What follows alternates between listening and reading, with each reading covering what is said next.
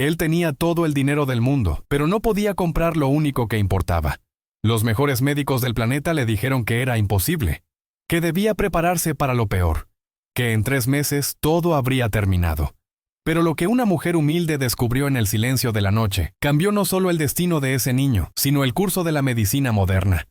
Esta es una historia real sobre cómo la desesperación de un padre, la sabiduría olvidada de una empleada y un milagro que nadie vio venir desafiaron todo lo que creíamos saber sobre la vida y la muerte. Prepárate, porque lo que estás por escuchar te hará cuestionar todo. Ricardo Montalvo no nació millonario. Nació en un barrio olvidado de las afueras de Buenos Aires, donde las calles no tenían nombres y las casas eran de chapa y cartón. Su padre era albañil, su madre costurera.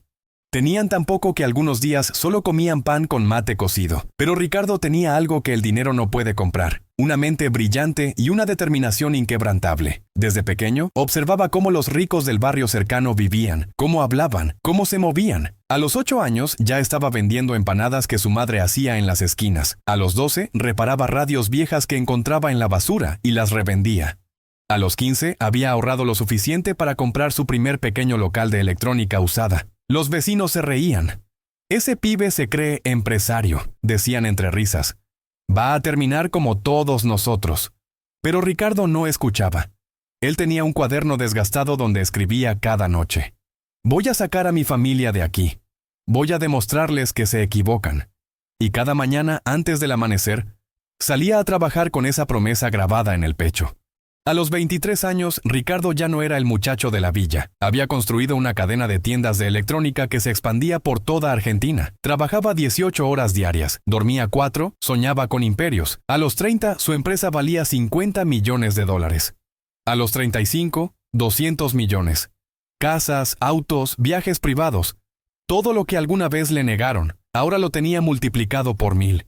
Pero el verdadero tesoro de Ricardo llegó cuando tenía 38 años. Se llamaba Matías, su hijo. Un niño de ojos enormes y risa contagiosa que iluminaba cada rincón de esa mansión de 3 pisos en Recoleta. Ricardo, que nunca había llorado desde los 12 años, lloró el día que Matías nació. «Ahora sí tiene sentido todo», le dijo a su esposa Laura esa madrugada en el hospital. «Todo lo que construí fue para él». Matías creció rodeado de lujos, pero también de amor genuino. Ricardo, a pesar de su imperio, nunca dejó de llevar a su hijo a la escuela. Jugaban fútbol los domingos, leían cuentos cada noche. «Papá, cuando sea grande quiero ser como tú», le decía Matías a los 5 años, y Ricardo sentía que había ganado la lotería de la vida. Pero el destino tiene formas crueles de recordarnos que nada está garantizado. Una tarde de abril, cuando Matías tenía 7 años, comenzó todo. El niño se quejó de un dolor de cabeza durante el almuerzo. «Mamá, me duele mucho», susurró con lágrimas en los ojos. Laura pensó que era solo cansancio del colegio. Le dio un analgésico y lo acostó. Pero al día siguiente Matías no podía levantarse. Vomitaba sin parar. Sus ojitos brillantes ahora estaban apagados, hundidos. Ricardo canceló todas sus reuniones y corrieron al hospital. Las primeras pruebas no mostraron nada. «Quizás es una infección fuerte», dijo el pediatra. Pero los días pasaron y Matías empeoraba. Perdió 3 kilos en una semana. Ya no sonreía. Ya no jugaba. Apenas podía mantenerse despierto. Fue entonces cuando el doctor Friedman, el neurólogo más reconocido de Buenos Aires, ordenó una resonancia magnética. Ricardo nunca olvidará ese momento. El doctor salió de la sala de resultados con el rostro desencajado. «Señor Montalvo, necesito hablar con usted en privado». En ese pasillo frío del hospital alemán, con olor a desinfectante y desesperanza, Ricardo escuchó las palabras que destruyeron su mundo. Su hijo tiene un tumor cerebral.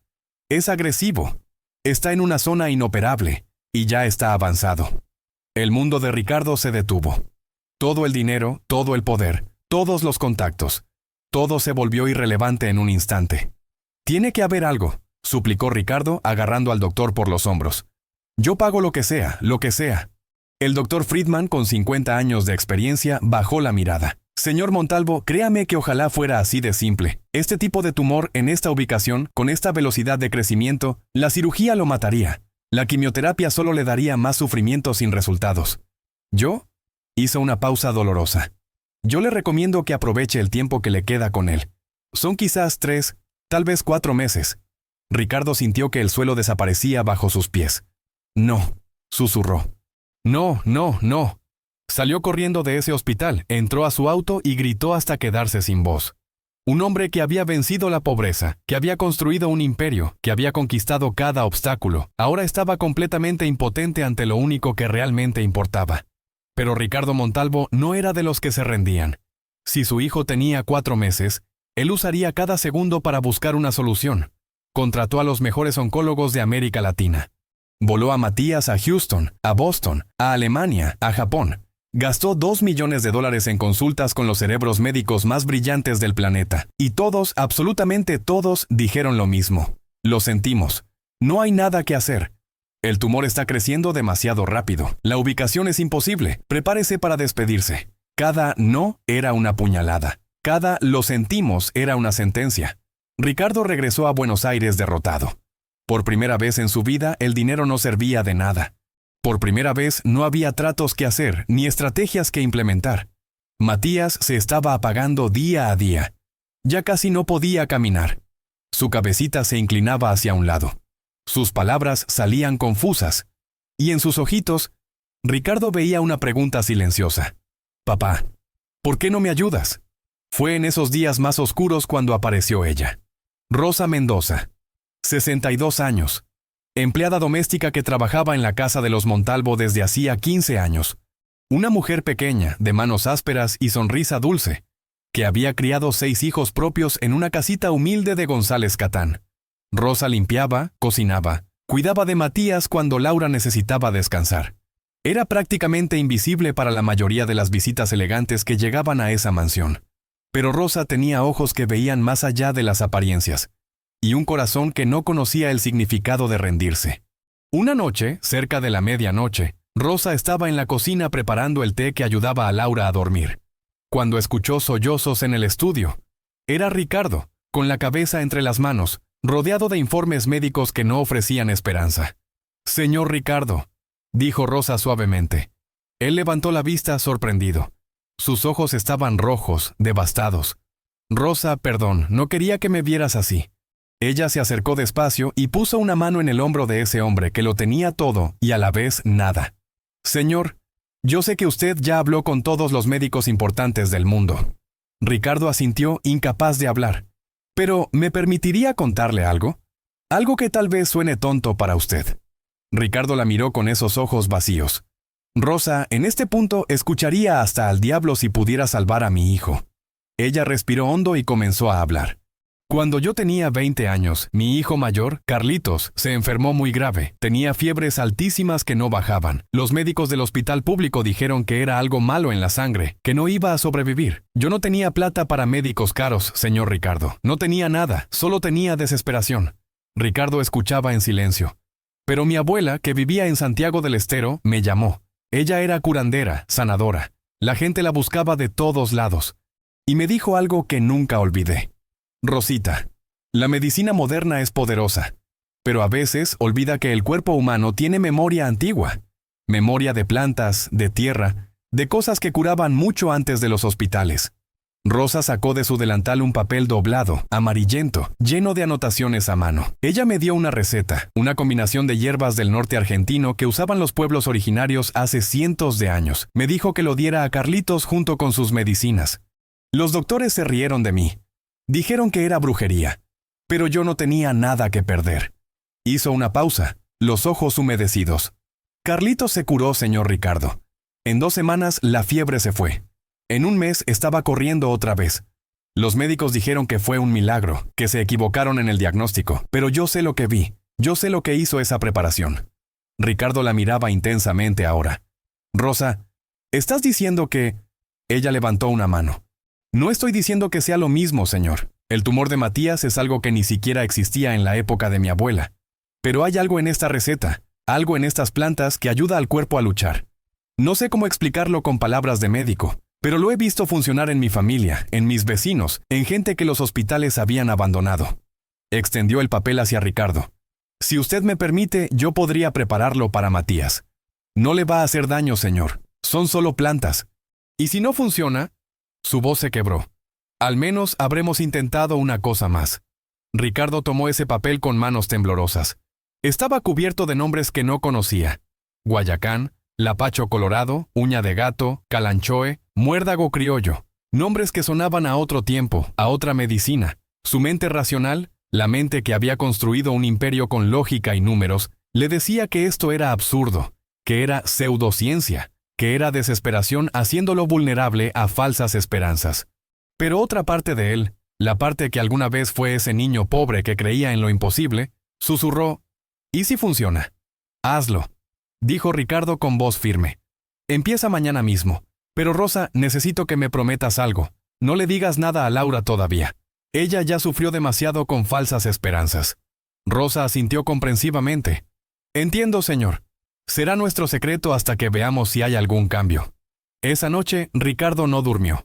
Se quedó investigando en Internet cada una de esas plantas. Para su sorpresa, encontró estudios científicos dispersos, la mayoría ignorados por la medicina convencional. El lapacho colorado tenía compuestos que algunos investigadores brasileños habían vinculado a propiedades antitumorales. La uña de gato era estudiada en Perú por sus efectos en el sistema inmunológico. El calanchoe había sido tema de una tesis doctoral en España sobre apoptosis celular. No eran estudios definitivos, no eran concluyentes, pero eran algo. Eran una rendija de luz en la oscuridad absoluta. Al día siguiente, Rosa comenzó su trabajo. Se levantaba a las 4 de la madrugada para preparar la infusión exactamente como su abuela le había enseñado. Hervía el agua a temperatura precisa, añadía cada hierba en orden específico, dejaba reposar durante tiempos exactos. El proceso completo tomaba 3 horas. El resultado era un líquido oscuro, de aroma terroso y sabor amargo. Matías, mi amor, le decía Rosa con ternura infinita. La abuela Rosa te preparó un té especial. Te va a ayudar a estar fuerte. El niño, débil y confiado, tomaba pequeños sorbos haciendo muecas por lo amargo. Sabe feo, Rosa, susurraba. Lo sé, mi cielo. Pero los superhéroes toman cosas que saben feo para tener superpoderes. Y Matías, con ese coraje que solo tienen los niños, se lo tomaba todo. Los primeros días no pasó nada. Matías seguía igual de débil, igual de perdido. Ricardo observaba desde la distancia fingiendo normalidad frente a Laura, pero por dentro estaba desmoronándose. Fue una tontería, pensaba. Me aferré a un cuento de hadas porque no puedo aceptar la realidad. Pero Rosa no se rendía. Señor Ricardo, la sanación no es instantánea. El cuerpo necesita tiempo para recordar cómo luchar. Una semana pasó, luego 2, y entonces algo cambió. Fue sutil al principio. Tan sutil que pensaron que lo imaginaban. Matías empezó a tener más apetito. «Mamá, quiero más puré», dijo una tarde. Laura casi se cae de la silla. Hacía semanas que Matías no pedía comida. Luego comenzó a dormir mejor. Las noches de insomnio y llanto se espaciaban. Después, sus ojitos empezaron a recuperar brillo. Ya no estaban tan hundidos, tan apagados. En la tercera semana pasó algo que hizo que Ricardo cayera de rodillas. Matías se levantó de la cama solo. Caminó hasta la ventana sin ayuda. «Papá, mira los pájaros», dijo señalando el jardín. Ricardo corrió hacia él. Lo abrazó con miedo de que se cayera, pero Matías estaba firme, estable. «¿Cómo te sientes, campeón?», preguntó Ricardo con voz quebrada. «Me siento mejor, papi. Ya no me duele tanto la cabeza». Esa noche, Ricardo llamó al doctor Friedman. «Doctor, necesito que vuelva a revisar a Matías. Ahora». El médico, confundido por la urgencia, accedió a verlo al día siguiente. La consulta fue el viernes 15 de junio. Ricardo nunca olvidará esa fecha. El doctor Friedman examinó a Matías con detenimiento. Revisó sus reflejos, su coordinación, su lucidez mental. Frunció el ceño, desconcertado. «Esto no tiene sentido», murmuró. «Su hijo está mejor, significativamente mejor». Ordenó una nueva resonancia magnética de inmediato. Ricardo, Laura y Rosa esperaron en aquella sala de espera durante 2 horas que parecieron 2 décadas. Finalmente, el doctor salió con las imágenes. Su rostro era de total incredulidad. «No entiendo cómo explicarles esto», comenzó, mirando las pantallas una y otra vez. «El tumor se ha reducido, un 30%, en 3 semanas». El silencio fue ensordecedor. «¿Qué?», susurró Laura. «Es imposible», continuó el doctor. «Este tipo de tumor no se reduce. No con este tipo de agresividad. No espontáneamente. ¿Están dándole algo? ¿Algún tratamiento experimental que yo no sepa?» Ricardo miró a Rosa, quien permanecía en un rincón, con lágrimas silenciosas rodando por sus mejillas. Doctor, dijo Ricardo con voz firme. Sí, le estamos dando un tratamiento, uno que usted nunca habría considerado. Y ahí, en ese consultorio que había sido escenario de tanta desesperación, Ricardo contó todo: las hierbas, la receta ancestral, la preparación diaria de Rosa. El doctor Friedman escuchó con escepticismo creciente. Señor Montalvo, con todo respeto, eso no tiene base científica. Tiene que ser coincidencia. Quizás nos equivocamos en el diagnóstico inicial. Pero Ricardo sacó todos los informes previos. Los de Houston, los de Boston, los de Alemania. Todos confirmaban lo mismo: tumor agresivo, inoperable, fatal. No fue error de diagnóstico, doctor. Y no es coincidencia. Mi hijo está mejorando desde que empezó a tomar esa preparación. El médico se quitó los lentes y se frotó los ojos. Si lo que me está diciendo es cierto, estamos ante algo que desafía todo lo que sé sobre oncología. Necesito saber exactamente qué contiene esa preparación. Necesito analizarla. Rosa, que había permanecido callada, finalmente habló. Doctor, yo le daré la receta completa. Pero con una condición. Si esto realmente está funcionando, usted prometerá investigarlo de verdad. No descartarlo porque viene de una empleada doméstica. No ignorarlo porque no viene de un laboratorio elegante. Hay millones de niños muriendo en el mundo. Si esto puede ayudar aunque sea a uno más, vale la pena intentarlo. El doctor Friedman la miró con respeto renovado. Señora, si su preparación está haciendo lo que estas imágenes sugieren, le prometo que moveré cielo y tierra para entenderlo. Los siguientes 3 meses fueron un torbellino. Matías continuó mejorando semana tras semana. A los 2 meses, el tumor se había reducido un 60%. A los 3 meses, un 80%.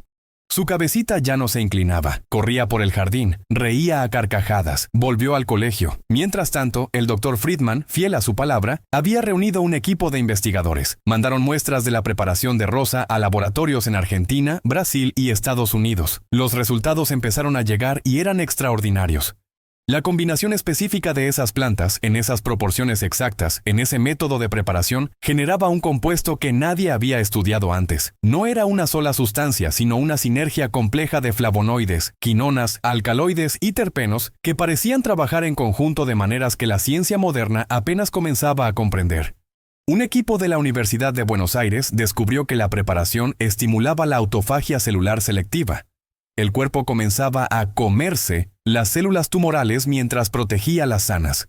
Investigadores brasileños encontraron que modulaba la respuesta inmune de forma similar a las inmunoterapias más modernas, pero sin los efectos secundarios devastadores. Un laboratorio en Houston detectó que varios de los compuestos atravesaban la barrera hematoencefálica, algo que muchos medicamentos oncológicos no logran. Lo más asombroso era esto: esa combinación específica en ese método de preparación ancestral era más efectiva que cada componente por separado. Era como si las abuelas curanderas de Santiago del Estero hubieran descubierto, mediante siglos de prueba y error, algo que la ciencia farmacéutica con todos sus recursos nunca había encontrado. El caso de Matías comenzó a circular en círculos médicos, primero con escepticismo, luego con curiosidad, finalmente con fascinación. El doctor Friedman publicó un reporte del caso en The Lancet, una de las revistas médicas más prestigiosas del mundo. El título era «Remisión completa de glioblastoma pediátrico mediante fitoterapia tradicional argentina, un caso que desafía paradigmas». La comunidad científica internacional explotó. Algunos llamaban a Friedman charlatán.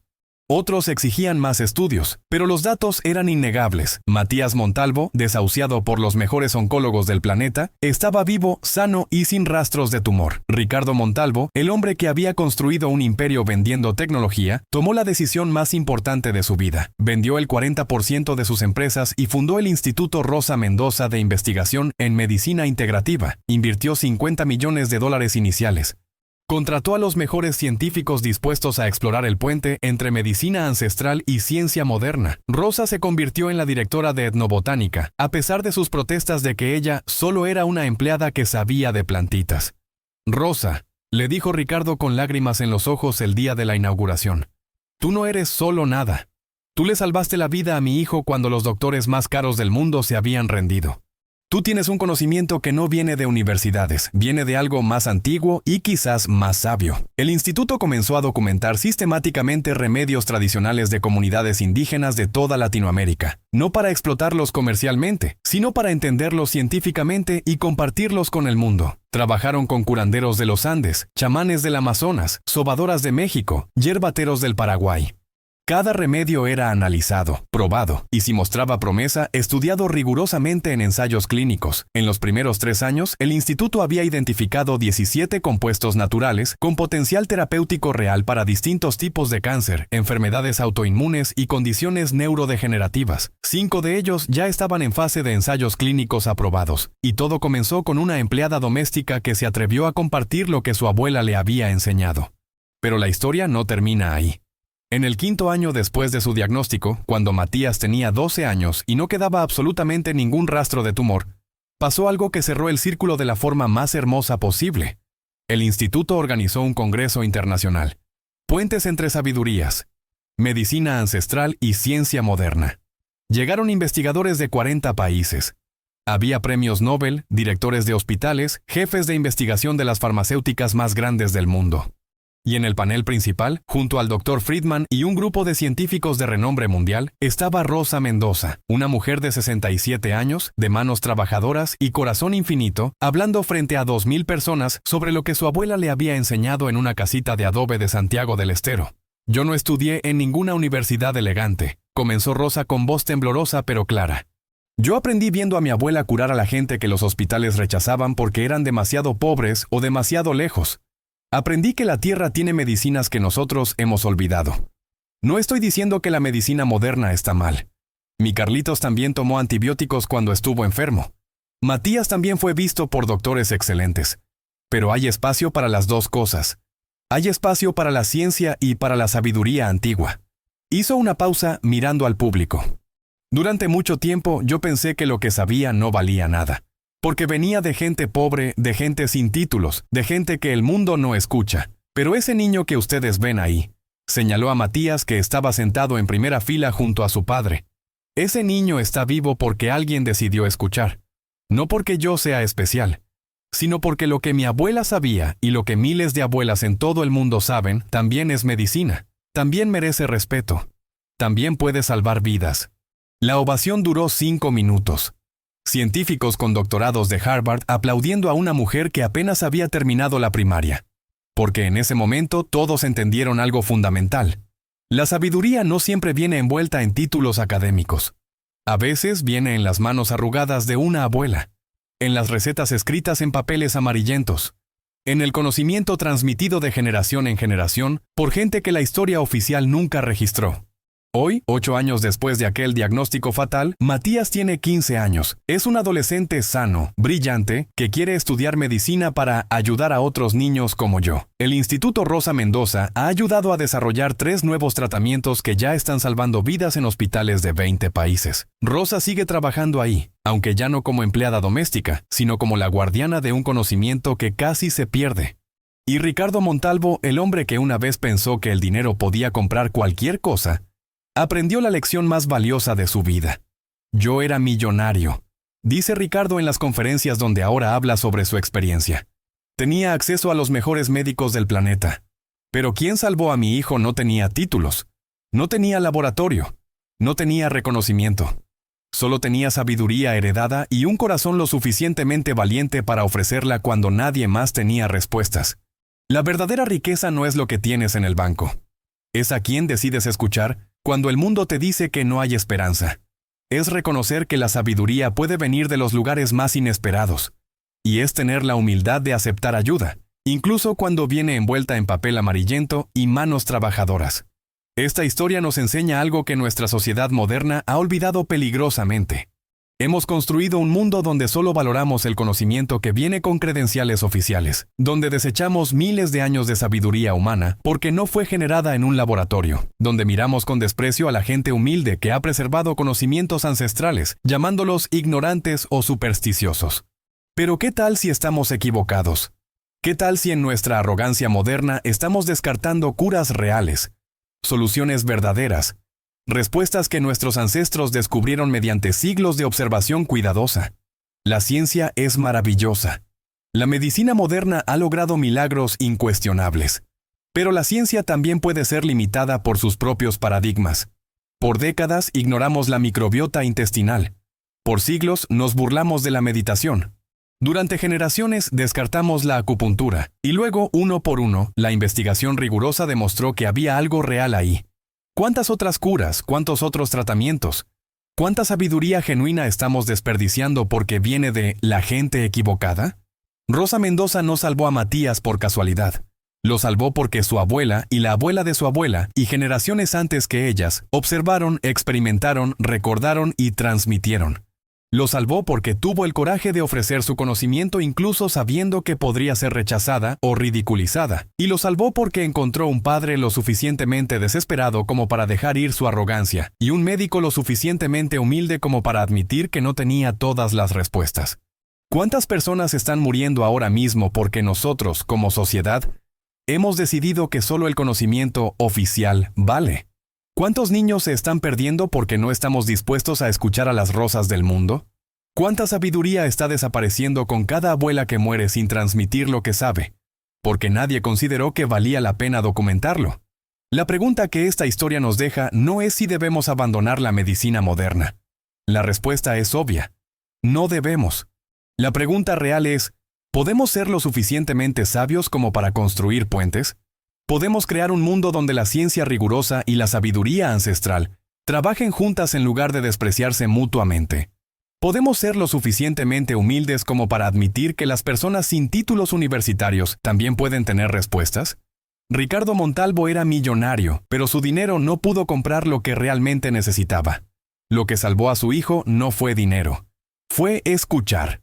Fue humildad. Fue reconocer que la persona que limpiaba su casa tenía un conocimiento más valioso que todos los especialistas con doctorados de Harvard a los que había consultado.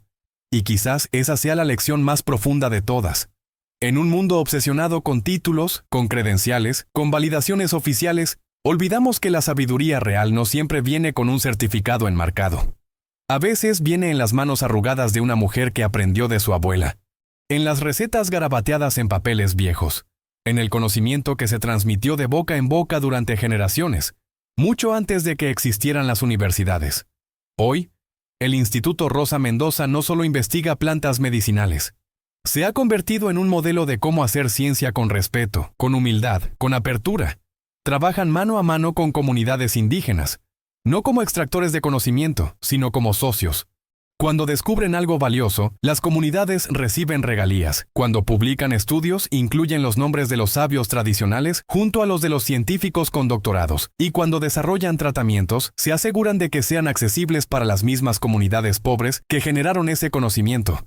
Mi abuela nunca supo leer ni escribir, dice Rosa en una entrevista que se volvió viral en todo el mundo hispanohablante. Pero ella sabía curar. Ella sabía escuchar al cuerpo humano de formas que ningún escáner puede. ¿Eso la hacía menos inteligente que un doctor? No, la hacía diferente. Y en lugar de competir entre tipos de conocimiento, deberíamos unirlos. Porque cuando lo hacemos, sus ojos se llenan de lágrimas. Cuando lo hacemos, pasan milagros. Niños que deberían estar muertos corren por el jardín. Familias que deberían estar de luto celebran cumpleaños. Eso es lo que pasa cuando dejamos el orgullo y escuchamos. Y Matías, el niño que inspiró todo esto, ahora lleva siempre consigo una pequeña bolsita de tela. Dentro hay muestras secas de las 5 hierbas que le salvaron la vida. Cuando me siento triste o asustado, cuenta Matías, toco esta bolsita y recuerdo que estoy vivo gracias a mi papá que no se rindió. Gracias al Dr. Friedman que tuvo mente abierta, pero sobre todo gracias a Rosa, que tuvo el coraje de compartir lo que sabía aunque nadie la tomaba en serio.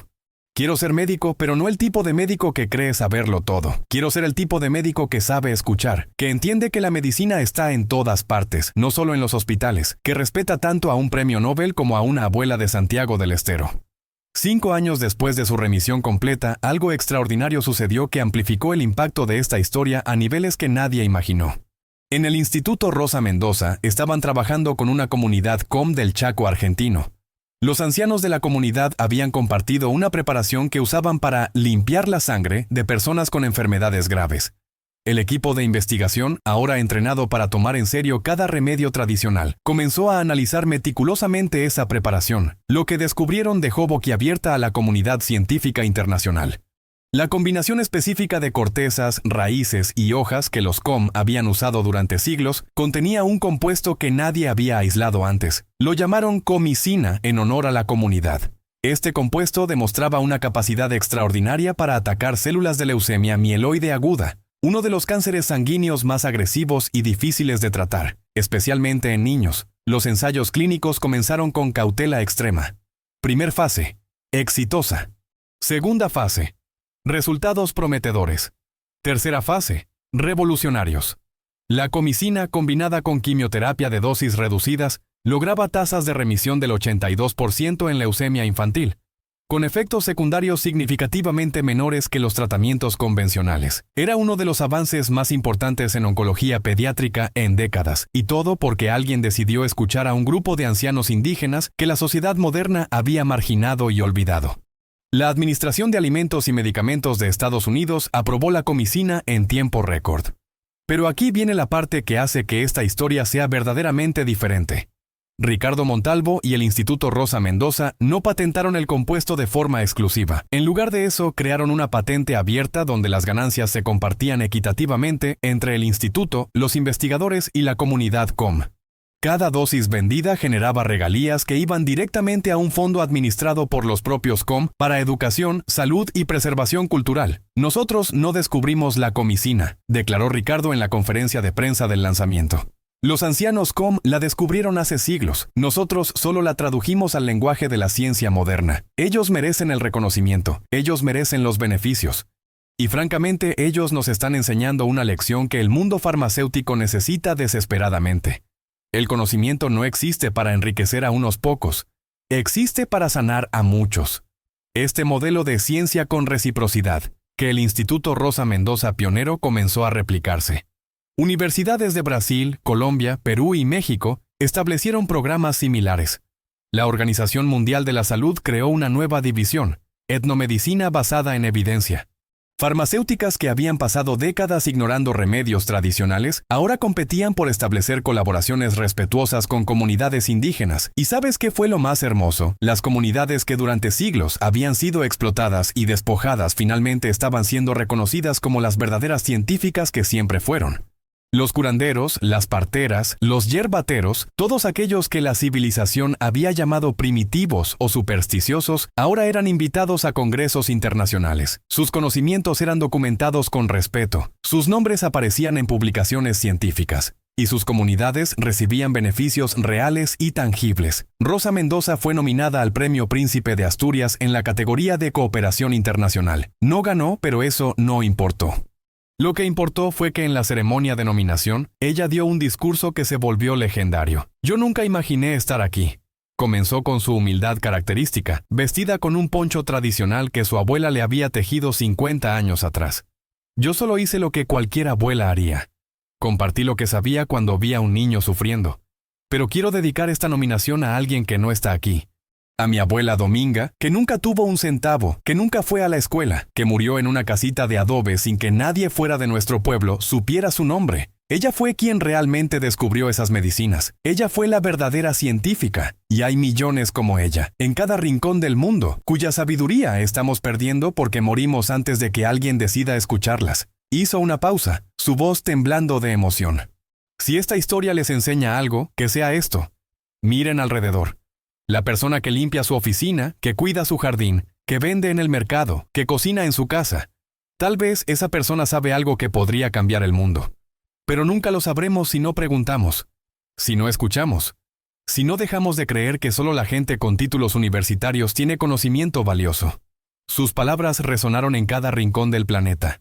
Ese video de YouTube fue visto por 43 millones de personas. Generó un movimiento global llamado Escucha a tus abuelas, donde investigadores de todo el mundo comenzaron a documentar sistemáticamente remedios tradicionales antes de que se perdieran para siempre.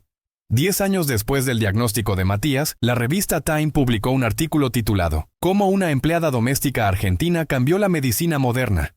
En la portada estaba Rosa Mendoza, con sus manos trabajadoras sosteniendo las plantas que habían salvado a Matías. rodeada de los científicos del instituto. El artículo documentaba cómo su valentía al compartir el conocimiento de su abuela había desencadenado una revolución en cómo la medicina moderna se relaciona con la sabiduría ancestral. Pero quizás el momento más emotivo llegó en el 15º cumpleaños de Matías. La familia organizó una celebración íntima en la casa. Estaban Ricardo y Laura, por supuesto. El Dr. Friedman, quien se había convertido en amigo cercano de la familia. Un grupo pequeño de investigadores del instituto. Y Rosa, la mujer que había pasado de empleada doméstica a salvadora, de invisible a heroína. Cuando llegó el momento de cortar el pastel, Matías pidió silencio. «Quiero decir algo», anunció el adolescente con la voz entrecortada. «Hoy cumplo 15 años. Estadísticamente, yo debería estar muerto hace 8 años. No debería estar aquí celebrando, haciendo planes para la universidad, soñando con mi futuro, pero estoy aquí por 3 razones». Miró a su padre. «Papá, tú me enseñaste que rendirse nunca es una opción, que cuando el mundo dice que es imposible, tú trabajas más duro para demostrar que están equivocados». Luego miró al Dr. Friedman.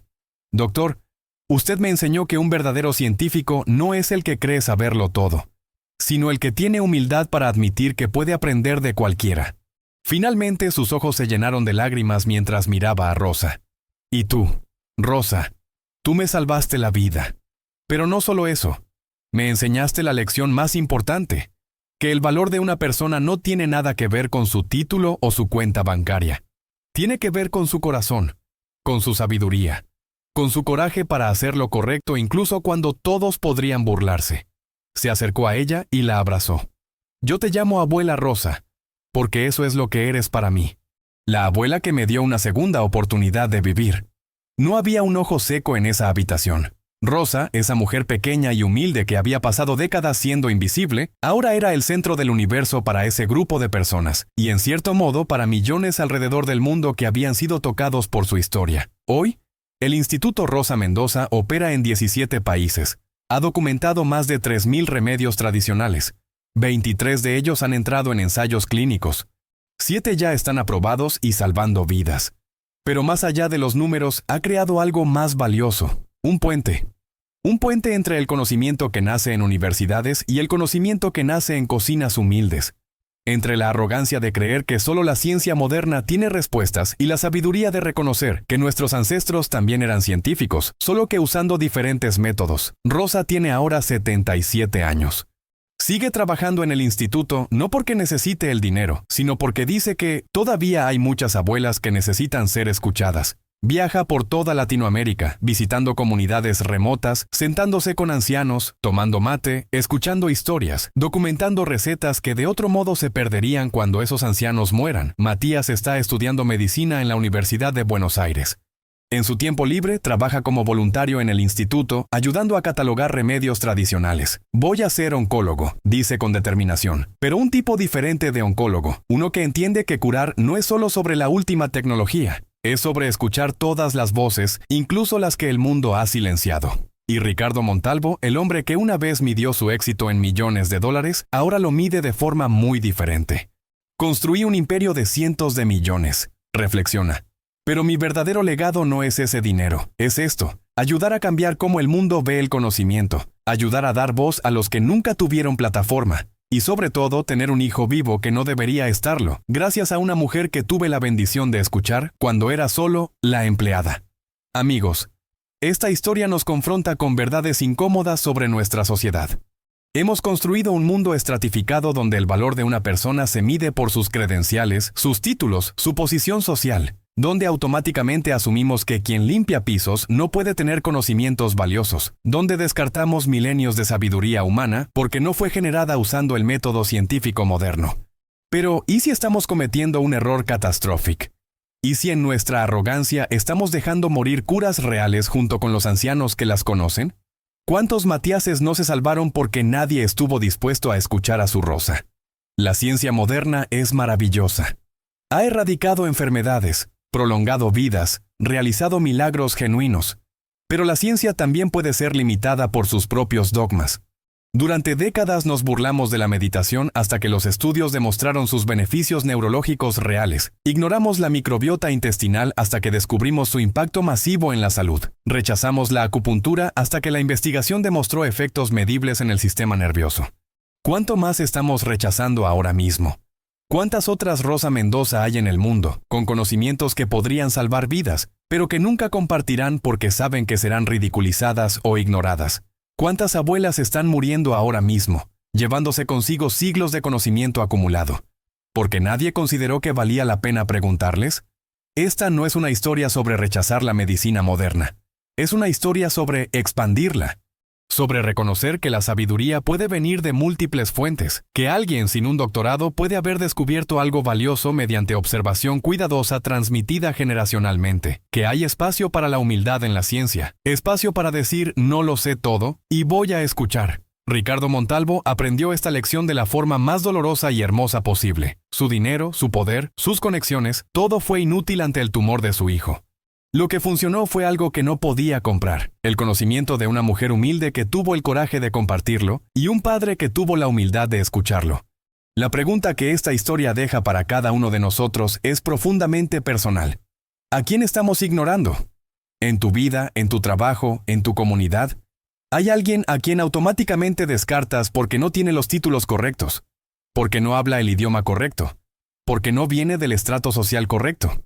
¿Qué conocimiento, qué sabiduría, qué soluciones podrías estar perdiendo por prejuicios que ni siquiera sabías que tenías?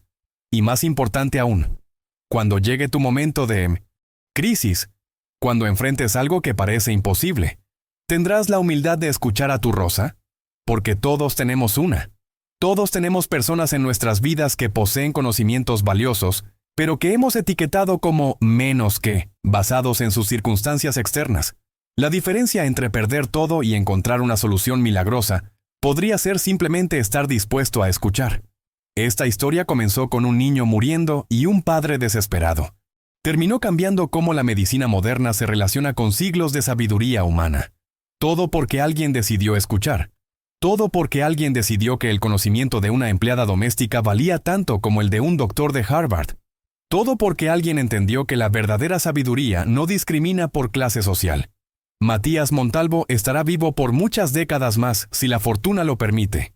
Cada día de su vida es un testimonio viviente de algo que nuestra sociedad necesita recordar urgentemente. Las respuestas que buscamos desesperadamente podrían estar justo frente a nosotros, en las manos y las mentes de las personas que hemos entrenado para ignorar.